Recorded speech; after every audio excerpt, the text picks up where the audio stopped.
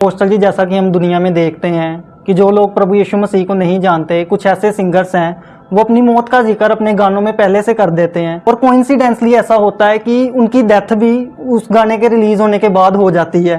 तो मुझे ये बड़ी क्यूरियोसिटी है कि क्या इल्यूमिनाटी वाले उनकी डेथ पहले से डिफाइन कर देते हैं उनको कि तुम ऐसे, तुम्हारे साथ ऐसा होगा, तुम ऐसे मरोगे।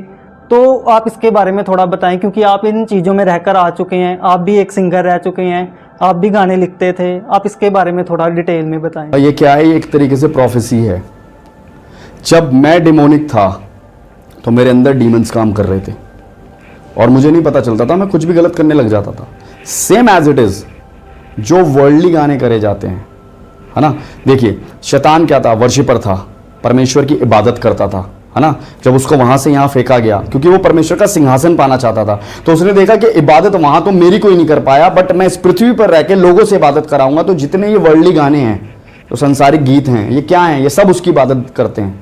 क्योंकि जब ये गाने बनते हैं, ये मुझे पता है, मैंने सारी चीज़ें देखी हैं, क्योंकि जब ये गाने बनते हैं, जैसे कि अभी एक मैं गाना रिलीज़ करता हूँ प्रभु यीशु मसीह के लिए, तो हम उसके लिए प्रेयर करेंगे, पहले हम बुलाएंगे, प्रार्थना करेंगे, देन उसके बाद वो गाना रिलीज होगा, ताकि उसकी गाने के अंदर की रूह की जुम्बिश होती रहे, है ना। और जब हम गाने, कोई वर्शिप गाने सुनते हैं, तो प्रभु की पवित्र आत्मा की प्रेजेंस को वर्शिप में हम महसूस भी कर पाते हैं। सेम एज इट इज जब ये गाने रिलीज होते हैं, इनके पीछे वुडो करा जाता है, इसे एक ब्लैक मैजिक कहते हैं और उसे कहते हैं वुडो। और जब इस गाने को वुडो करा जाता है, तो ये गाने के अंदर दुष्ट आत्माएं आ जाती हैं। देखिए, जब ये गाने बजते हैं, कहीं पर भी डीजे में भी गाना बजता है, तो लोग हिलने लग जाते हैं ना। क्यों? क्योंकि उसके पीछे डीमंस है।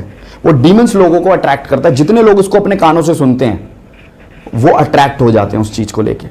और जैसे कि अभी आपने ये पूछा मेरे से, क्या कहते हैं कि वो अपने मौत के बारे में कैसे कह देते हैं, तो जब मैं डीमन पॉसेसिव हो रखा था, तो मैं अपने कॉन्शियस में रहता ही नहीं था। वैसे जब ये भी डीमन पॉसेसिव हो रखे हैं, तो जो डीमन करवा रहा है उनसे लिखवा रहा हूं, भाई पता ही नहीं किसी को कि मैं क्या लिख रहा हूं अपने बारे में और क्या कर रहा हूं, क्योंकि वो ग्रस्त हो रखा है दुष्ट आत्माओं से, वो अपने कंट्रोल में है ही नहीं।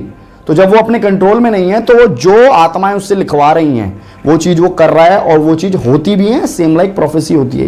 ये लोग भी प्रोफेसियां करते हैं। जैसे मेरे दोस्त बोलते थे कि तू हमारे पास आएगा तो तेरे को बहुत अच्छा फेम और वाइब मिलेगी, और वो चीज हुई भी।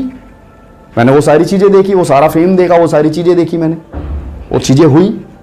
तो सेम एज इट इज ये चीजें वहां पर होती हैं। तो इसलिए ये गाने जो यूथ हमारे सुनते हैं, ये सुनना जरूरी नहीं है। प्रभु के गाने सुनो, उसके अंदर ऐसी जुम्बिश है ना, आपकी पूरी जिंदगी बना देगी।